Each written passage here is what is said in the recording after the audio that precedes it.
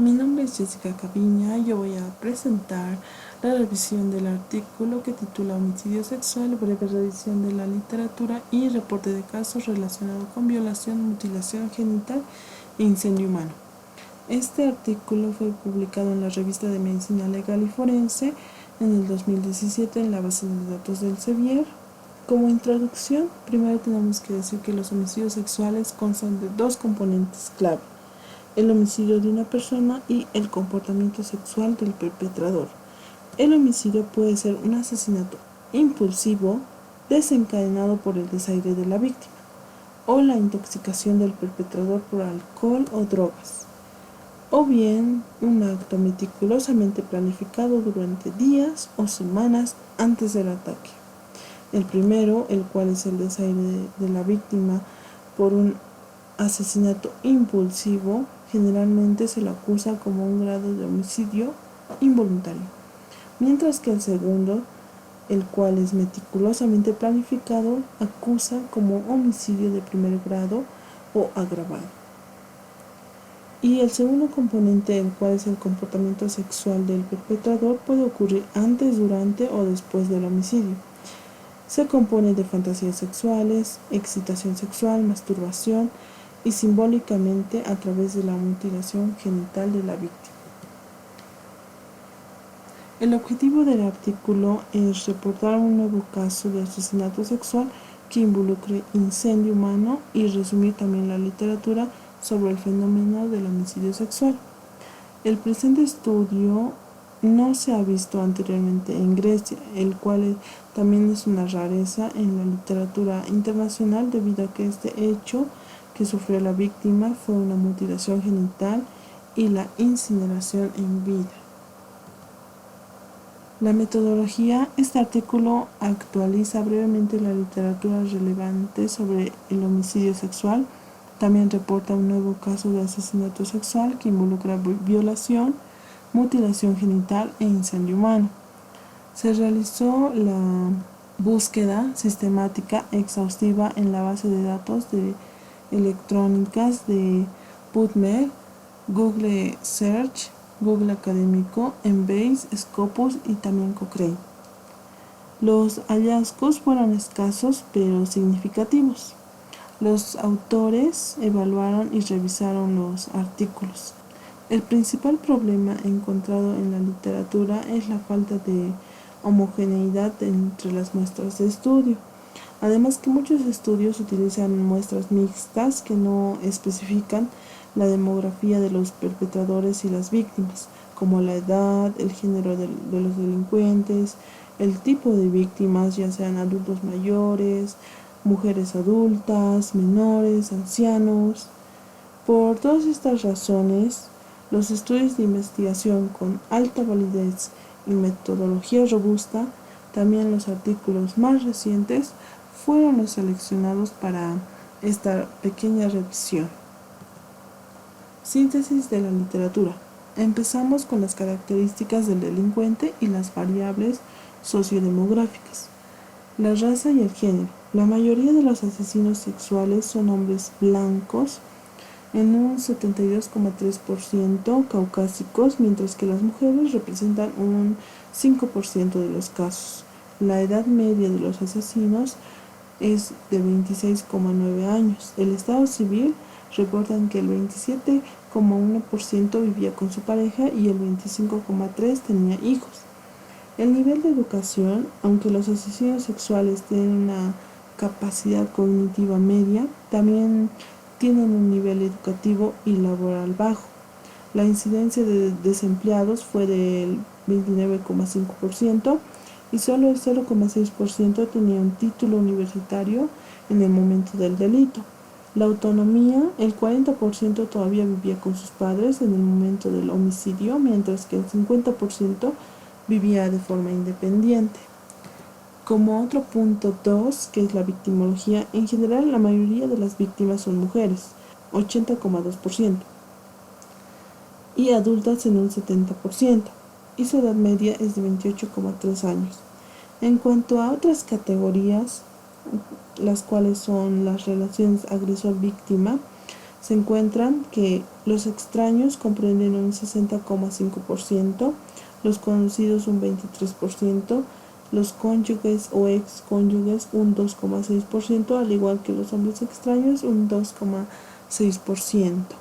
Además, las mujeres adultas que se encuentran bajo la influencia del alcohol o drogas son las más frecuentemente señaladas, ya que tienen una mayor vulnerabilidad. A diferencia de las mujeres adultas como víctimas en los homicidios sexuales, los hombres adultos, las ancianas y los niños, en su mayoría, los asesinos son extraños. En los casos de los hombres adultos, las agresiones implican una actividad sexual consensuada, suelen preceder a un asesinato. Las mujeres mayores son atacadas con mayor frecuencia dentro de su entorno doméstico y los agresores son 20 años más jóvenes que las víctimas. Con respecto a los niños y las niñas en edad escolar y también los de primaria y secundaria, son objetos más frecuentes de asesinos sexuales. Como punto 3, la motivación. Las motivaciones clave del homicidio sexual identificadas por la mayoría de los estudios son la gratificación sexual desviada, el resentimiento hacia las mujeres y evitar ser detectados. También esto se puede separar por los grupos etarios, donde las mujeres adultas suelen ser victimizadas debido a los 3 motivos antes mencionados. En cuanto a los hombres adultos como víctimas, el delito tiene como objeto principal la ganancia económica y el sexo se usa solo como una forma para crear confidencialidad. En cuanto a los casos de las mujeres ancianas, el homicidio ocurre principalmente en continuidad con otro delito, generalmente el robo con allanamiento de morada. Y en cuanto a las víctimas menores, la principal motivación es la gratificación sexual unida a la vulnerabilidad de las víctimas. Como cuarto punto, los métodos de matanza también se pueden dividir en cuanto a los grupos etarios. En las mujeres adultas, los casos de asesinatos sexuales no se ha identificado un método definitivo predominante. Sin embargo, las armas personales como el apuñalamiento y el estrangulamiento son las más utilizadas. También algo destacable en este grupo es que este tipo de víctimas sufren mutilación genital y suelen tener este hecho en el post-mortem y se asocia a la curiosidad y fantasías sexuales desviadas o sádicas por parte de los asesinos. En cuanto a los hombres adultos, las armas de fuego son agentes predominantes y también el homicidio sexual en contra de los adultos. La mutilación es una rareza, no se ve frecuentemente. En cuanto a las ancianas, los asesinatos sexuales se ha identificado que no hay un método de asesinato estadísticamente prevalente. Sin embargo, varios estudios concluyeron que la estrangulación y las armas de fuego eran el principal método de matanza contra las víctimas ancianas. En cuanto a los niños, el desmembramiento y la mutilación post-mortem se ha documentado como un comportamiento ritual frecuentemente practicado contra los niños y la estrangulación se ha registrado como la principal causa de muerte en esta categoría. Tipología de la escena del crimen. La Unidad de Ciencias del Comportamiento del FBI dividió las escenas de crimen en 2 grupos, organizadas y desorganizadas. En las escenas de crimen organizado, el ataque es planeado y dirigido hacia un extraño objetivo, un elemento que personaliza a la víctima. Hay uso de restricciones, el perpetrador exige sumisión mientras que él controla la conversación. Estos elementos, junto con la escena del crimen cuidadosamente organizada, reflejan una necesidad de control del atacante. También la agresión sexual se lleva a cabo antes de la muerte, mientras que el cuerpo y el arma se dejan en la escena del crimen. No se observan mutilaciones por post-mortem. Las escenas de crimen organizado son más comunes entre los asesinos sexuales en serie, ya que el cuerpo y el arma se alejan de la escena del crimen. Por otro lado, las escenas de crimen desorganizado, el delito es espontáneo, es decir, un estallido de violencia, mientras que la escena en sí es descuidada. El crimen a menudo tiene lugar en un lugar conocido por el perpetrador y la víctima suele ser conocida también. Casi no hay una conversación entre el agresor y la víctima. Se utilizan restricciones mínimas y por lo general cometen actos sexuales post-mortem. El cuerpo y el arma se están presentes en la escena del crimen. Esas son algunas diferencias en cuanto a la escena de crimen organizada y la desorganizada. La clasificación como punto 6 de los asesinos sexuales es que hay diversas tipologías que se han estructurado y también con diferentes enfoques científicos. Se distinguen también clasificaciones pragmáticas, teóricas, estadísticas y clínicas. Algunas distinciones en prácticamente todas las clasificaciones es que parecen girar en torno a la expresión de ira o sadismo sexual del delincuente. Como punto 7, la taxonomía de los autores de homicidios sexuales con tipos mixtos de víctimas.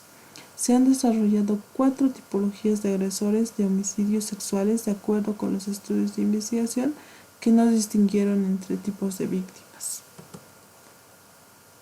La primera tipología fue teorizada por Reisler en 1986 y 1988.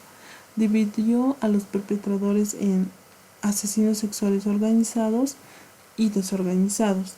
Para esto se utilizó el modus operandi y los rasgos de personalidad de los perpetradores, y estas variables se examinaron. Se determina que el perpetrador organizado del homicidio sexual es una persona inteligente, capacitada y a menudo empleada.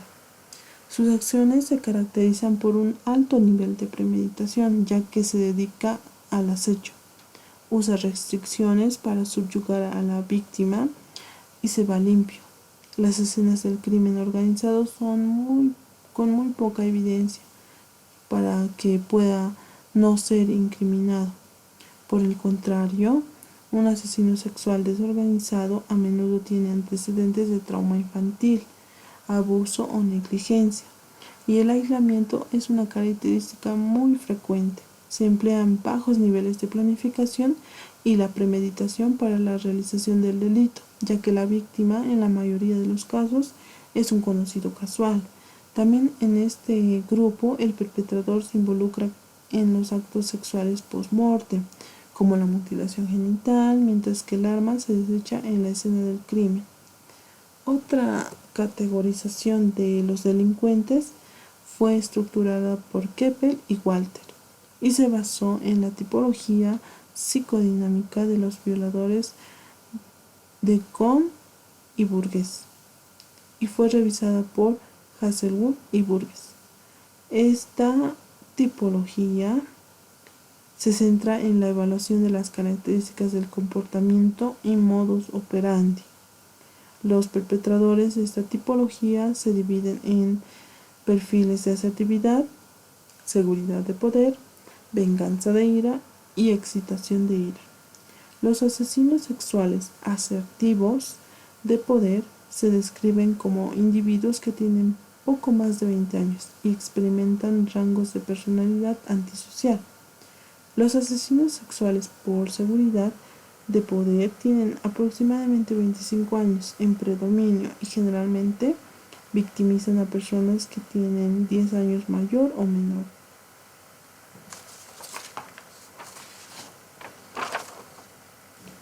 Los delincuentes de homicidio sexual por venganza de ira son personas entre 20 y 30 años, tienden a crear relaciones interpersonales superficiales, se caracterizan por arrebatos de ira y suelen tener antecedentes delictivos violentos. Tanto la violación como el homicidio implican un alto grado de premeditación ya que el delito sexual se comete con la intención de matar a la víctima durante o después de el acto, expresado como un agravio hacia las mujeres, rabia simbólica respecto a la víctima femenina. Además, a menudo se dirigen a las víctimas mayores y se llevan trofeos de ellas. Mientras los asesinos sexuales excitados de ira tienen aproximadamente 30 años.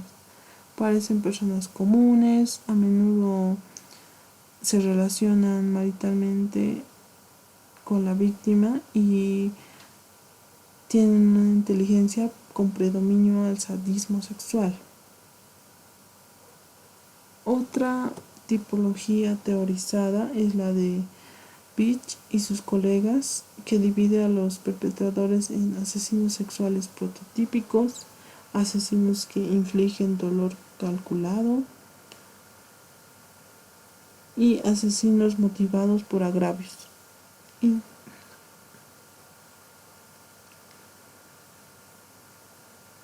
otra tipología teorizada por Beach y sus colegas divide a los perpetradores en asesinos sexuales prototípicos, es decir, los que infligen dolor calculado, y los asesinos motivados por agravios, y los delincuentes de violación y asesinato. Esta clasificación se basa en la evaluación de los impulsos motivacionales de los perpetradores. Con respecto a los asesinos sexuales prototípicos, prevalecen las fantasías sexuales desviadas. El delito es intencional y es impulsado por el deseo de los perpetradores en representar sus fantasías sexuales. Los asesinos motivados por agravios están motivados por su rabia hacia las víctimas, en su mayoría mujeres. Prevalecen la falta de autocontrol y los arrebatos de ira, mientras que el asesinato sexual a menudo implica una muerte excesiva. El incentivo de los delincuentes de violación más asesinato es la relación sexual en sí misma, y los extraños son los objetos más frecuentes.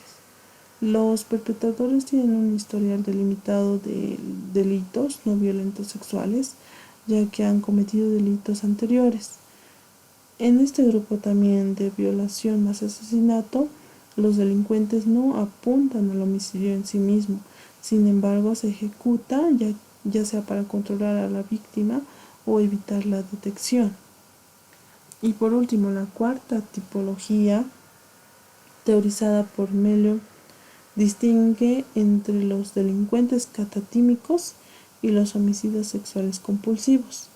El juicio clínico fue el parámetro examinado en este grupo, en esta investigación, con una muestra que consistió en un estudio de casos. El asesino sexual catatímico experimenta un conflicto sexual subyacente, con fuertes sentimientos de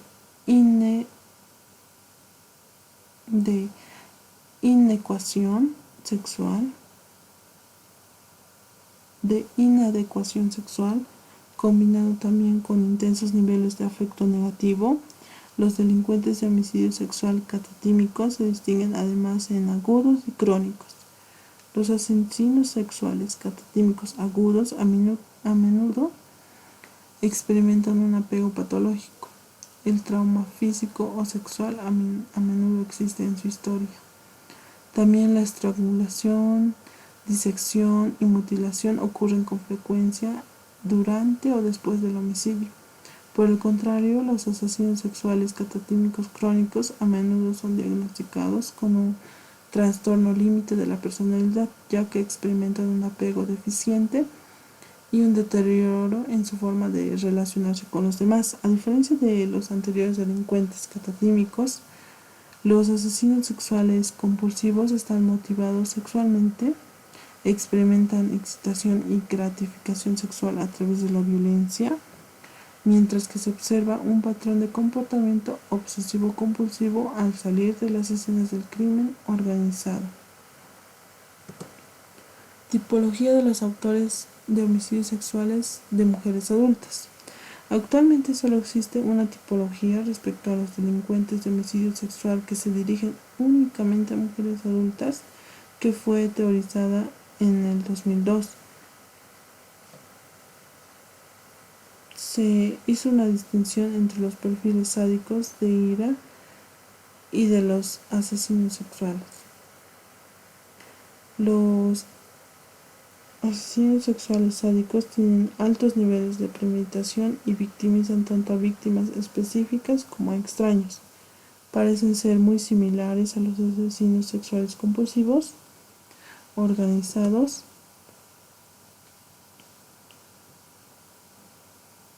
La duración del delito supera los 30 minutos. El uso de restricciones físicas, la humillación verbal se emplean para lograr un dominio y control de la víctima. Otra característica es que la mutilación del cuerpo se observa con mucha frecuencia, mientras que el cuerpo de la víctima se dispone en un lugar diferente para retrasar la detección. De lo contrario,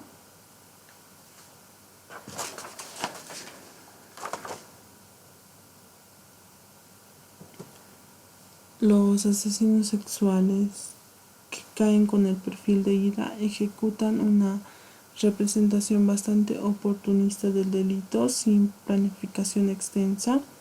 Se pueden notar varias similitudes en esta categoría con los asesinos sexuales desorganizados y catatímicos. Otra característica es el uso de sujeciones físicas. La mutilación post-mortem son características de este grupo de asesinos, mientras que la duración es inferior a 30 minutos. El cuerpo de la víctima generalmente se deja en la escena del crimen. Como punto 9, la psicopatología. La mayoría de los asesinos sexuales no son psicóticos en el momento del delito o tienen un trastorno psicótico que pueda diagnosticarse en un examen clínico. Sin embargo, pueden tener otros diagnósticos en el estado de ánimo, como la depresión, los trastornos de abuso de droga y alcohol. Se examinó en esta investigación a la mitad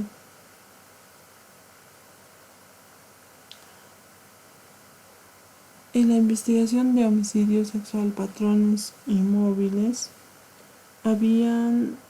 se evidenció que 49% de los autores de homicidios habían consumido alcohol antes del ataque.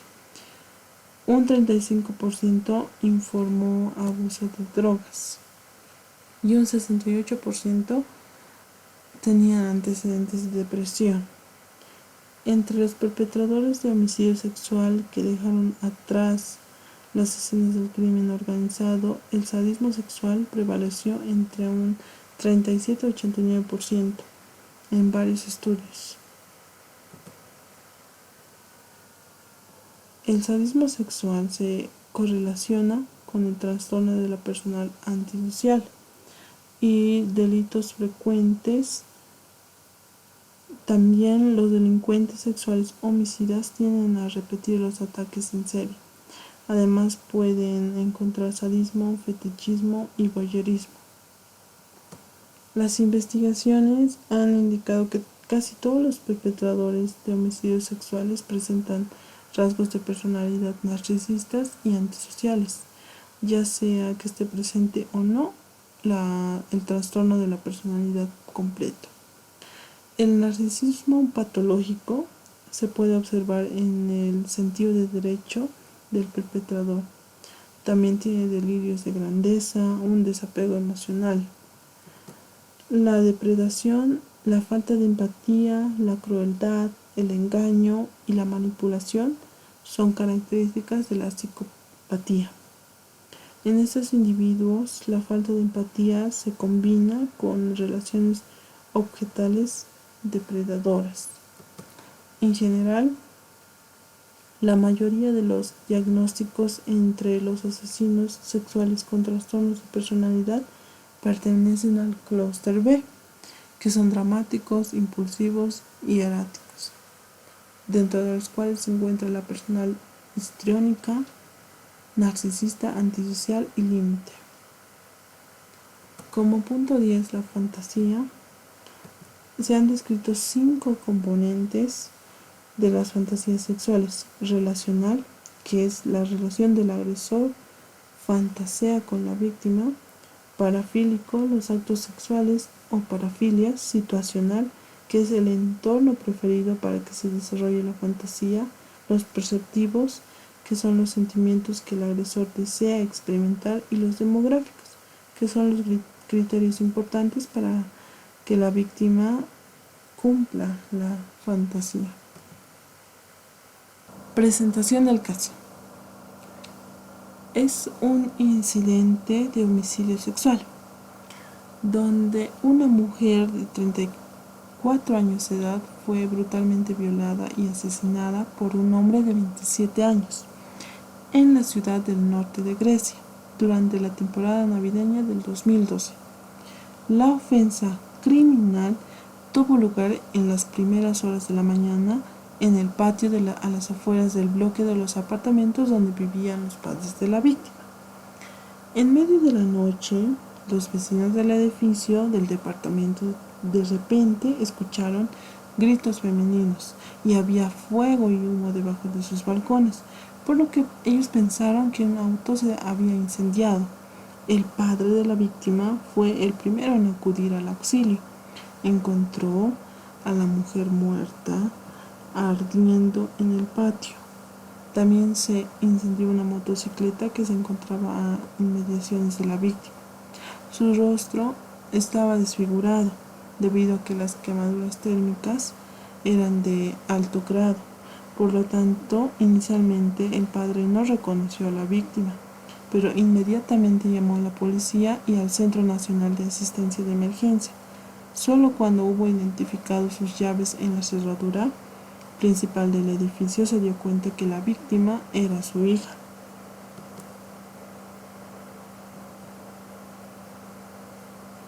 La investigación de la escena del crimen. La escena del crimen estaba desorganizada y bastante compatible con el tipo catatímico de asesinato sexual.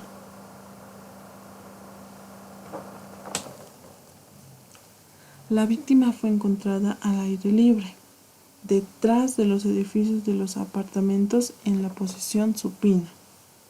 El cadáver quedó a la vista y fue despersonalizado debido al incendio humano. Las características faciales apenas eran reconocibles. Se observaron quemaduras térmicas de segundo y tercer grado en la cara, región anterior del tórax, extremidades superiores y la cabeza. El área donde se encontró la víctima contenía gran cantidad de sangre y residuos de ropa quemada. Las partes sexuales del cuerpo de la víctima quedaron expuestas, ya que se le bajó el pantalón y la ropa interior a la altura de la rodilla. Además, se evidenciaron relaciones sexuales y fantasía sádica, ya que había mutilación de los genitales de la víctima. Las lesiones eran extensas a lo largo de los genitales, zona perigenital y anal. También había ausencia del tono del esfínter anal. No se observó ningún uso mecánico de restricciones. Aproximadamente a 6 metros de distancia también se observaron restos de sangre y la ropa quemada. En el mismo lugar se encontraban 2 motocicletas que presentaban evidencias de daños de incendio. Entre las motos y el cuerpo de la víctima se detectaron manchas de sangre y botones quemados de un abrigo. Esta escena indicaba el trayecto de la víctima entre las motos donde se inició el fuego hasta el lugar donde falleció. Examen post-mortem y hallazgos de la autopsia. Al concluir el examen forense, se concluyó que la víctima sufrió golpes por un objeto contundente en las áreas frontal y temporal derecha. La víctima también sufrió de abuso sexual vaginal y anal con gran violencia, causándole una extensa laceración de los tejidos blandos entre el área genital y anal, lo que resultó en un sangrado masivo. así con extensas equimosis y laceraciones en los genitales. Posteriormente se indujeron quemaduras en la zona torácica anterior, extremidades superiores y la cabeza mediante incineración. Tras el estallido del incendio, la víctima, ardiendo y sangrando, intentó quitarse el abrigo en llamas y finalmente llegó al punto donde la encontraron, aproximadamente 6 metros del lugar del abuso sexual. La presencia de manchas de sangre y botones quemados en su abrigo eran indicativos de la ruta seguida por la víctima. El perpetrador fue detenido tras el examen del material visual que se recuperó con la cámara de seguridad de una farmacia cercana. También identificaron al autor por las huellas dactilares y palmares detectadas en un automóvil que se encontraba estacionado en la escena del crimen. Las muestras de material genético obtenidas por el frotis vaginal coincidían con las del ADN del perpetrador. Posteriormente, las muestras de ADN del sospechoso también se cotejaron y fueron recogidas de la escena del crimen. El bolso de la víctima fue encontrado dentro de un cubo de basura en la misma zona por las autoridades policiales. Y el teléfono móvil tenía rastros de sangre, el cual fue encontrado en la casa del delincuente. Descripción del delito según los datos de la investigación policial. La víctima residía permanentemente en una ciudad cercana y se encontraba en la ciudad natal para pasar este periodo de fiestas navideñas con sus padres. La noche del asesinato, la víctima y una amiga de ella habían estado en un club hasta las 4:20 am, después de lo cual compartieron un taxi para regresar a sus casas. El taxi primero transportó a la víctima a la casa de sus padres y siguió su camino para acomodar a la otra mujer. Motivado sexualmente, el perpetrador se acercó a la víctima. Ella se negó, por lo que él se acercó a ella para obtener contacto físico sin su consentimiento. Ella se puso a la defensiva y trató de golpearlo. La víctima se apresuró a abrir la puerta exterior del edificio de departamentos, pero no logró entrar. Cuando el perpetrador la atacó, la llave de la víctima por eso fue encontrada en la cerradura de la puerta exterior del edificio de los apartamentos de la escena del crimen. Entonces, seguidamente, el perpetrador inmovilizó a la víctima y la arrastró al área del estacionamiento en la parte trasera del bloque de viviendas. Se detectaron huellas dactilares y huellas palmares en los automóviles estacionados. Este fue el lugar donde la víctima sufrió violencia física, múltiples golpes en la cara y el cuerpo. Además, el delincuente, enfurecido, golpeó su cabeza contra la pared en un intento de inmovilizarla y controlarla. Posteriormente, estando la víctima semiconsciente con esas lesiones físicas, el agresor le bajó el pantalón aproximadamente a la altura de la rodilla, la colocó en un asiento de la moto estacionada a inmediaciones y la violó vaginal y analmente. Posteriormente, estando la víctima en la misma posición, el homicida realizó la mutilación genital con los dedos, metiendo ambas manos en la cavidad genital de la víctima y arrancando los tejidos blandos de la vagina hasta la zona anal, causándole así lesiones y sangrado profuso. Posteriormente, debido al intenso dolor, la víctima recuperó el conocimiento.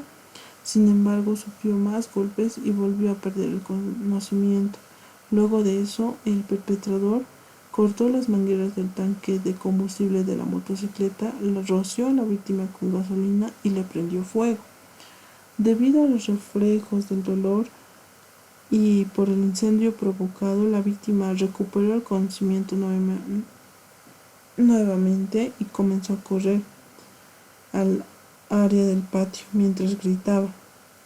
Ella fue quemada el pelo y el abrigo durante todo ese recorrido hasta el lugar donde se le encontró su cadáver, que se encontraba a 6 metros del lugar donde fue violado.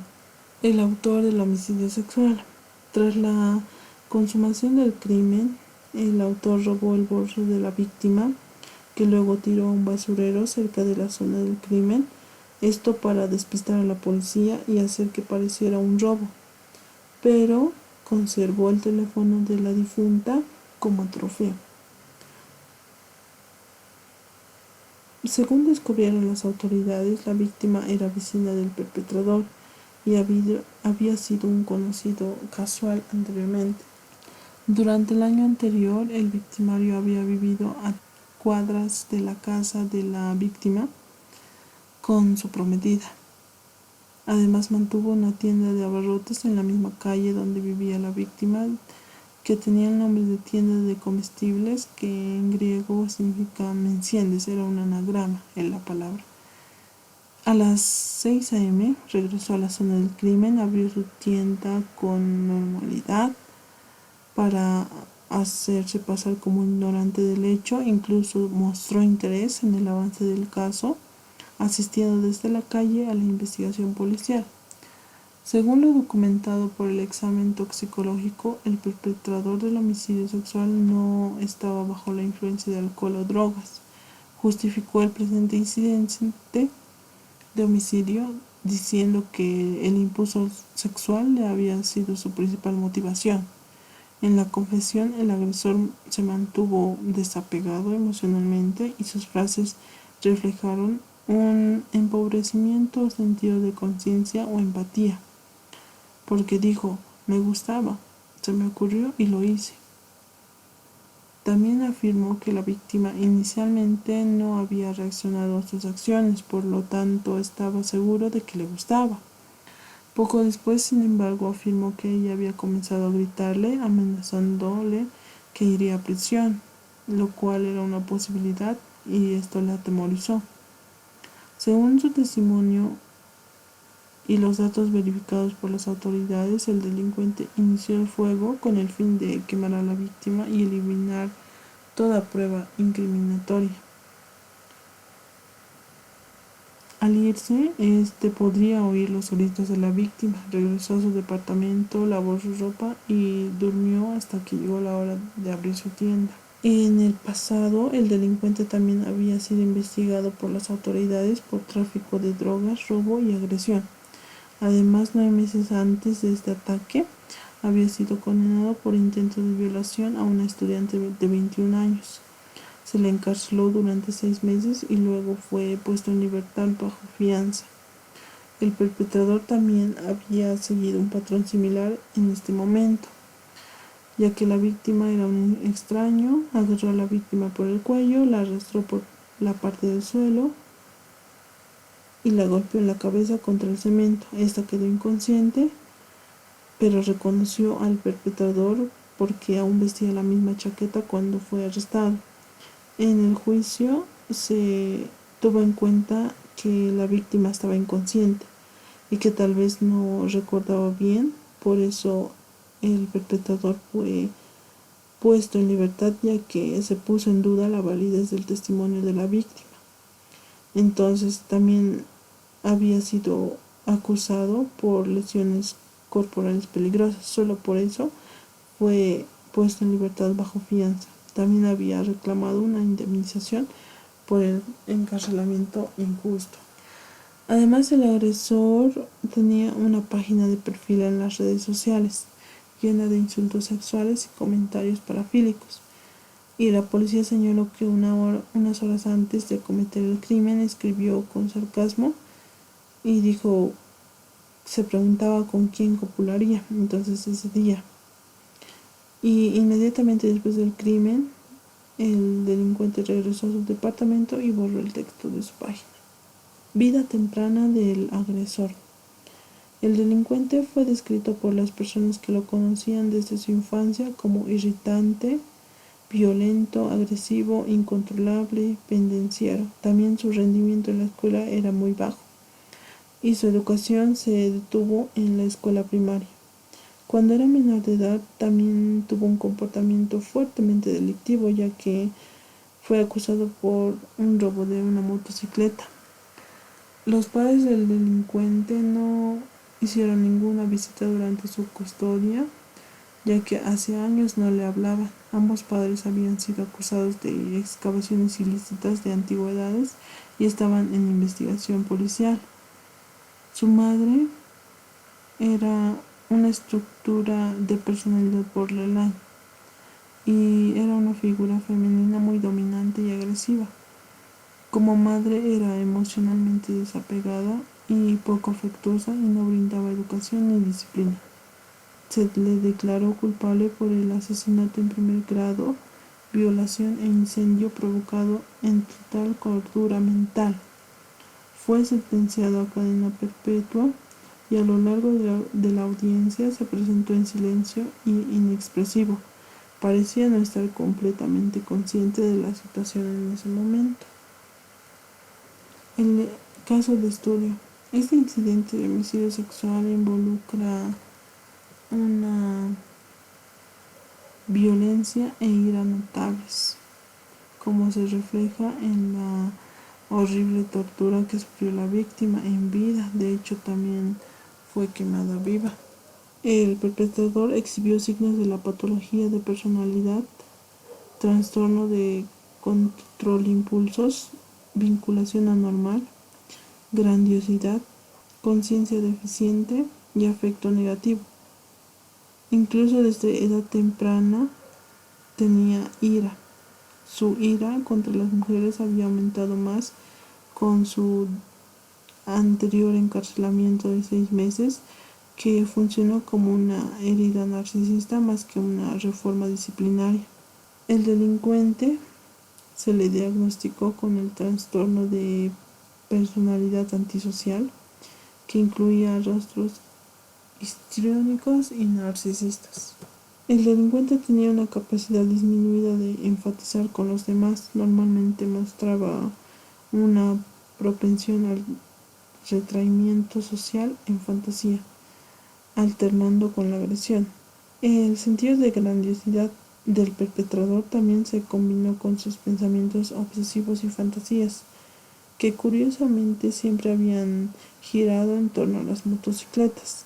El hecho de que violó, torturó y quemó a la víctima en la moto no fue un hecho fortuito, sino que el componente situacional de su fantasía sexual. La escena del crimen se clasifica con la categoría de desordenado, ya que el cuerpo quedó en la escena. Hubo un uso mínimo de ataduras y una conversación mínima. El ataque no fue personalizado, la víctima parecía ser un conocido casual al azar y se desconocía la ubicación. Además, se expresó mayor rabia en los actos del perpetrador, lo cual era compatible con un asesino catatímico. Sin embargo, como se supo posteriormente, el ataque fue moderadamente premeditado. El perpetrador había apuntado a la mujer específica durante días, lo que personaliza a la víctima. Fue excitado sexualmente por la tortura. Todos los actos agresivos fueron practicados ante mortem. El comportamiento, que es altamente sugestivo a sadismo sexual y tiene una mayor propensión a la repetición, es decir, la recurrencia, la tendencia a convertirse en un asesino en serie. Este caso mixto de homicidio sexual cumple con los criterios para el autor de homicidio sexualmente motivado, desorganizado, con perfil de ira y víctima única. Más específicamente, según las clasificaciones, tipologías que anteriormente vimos, el perpetrador fue catalogado como delincuente, que se asemeja más a los perfiles de perpetrador de homicidio sexual desorganizado según Ressler, asesino sexual vengativo de ira según la tipología de Keppel, violación más asesinato según Beach y sus colegas, asesinato sexual catatímico agudo según Meloy, y perfil de ira según Proust. Conclusión. Los delincuentes de homicidio sexual comparten características comunes y se dividen aproximadamente en varias taxonomías. Sin embargo, las distinciones en todas las clasificaciones se basan en la expresión de ira desplazada o sadismo sexual del delincuente. Los principales incentivos para el homicidio son la excitación sexual desviada, la ira hacia las mujeres y evitar el encarcelamiento. Los delincuentes expresan una incapacidad para asociarse con otros, fantasías desviadas, insuficiencias sentidas, temprano o reprimidas con la tensión subyacente, defensas primitivas y las relaciones objetales patológicas. La mayoría de los perpetradores de homicidios sexuales son individuos narcisistas y psicópatas, pero también pueden estar presentes otros trastornos como el trastorno depresivo, el de abuso de drogas y alcohol, el sadismo sexual. Muchas gracias.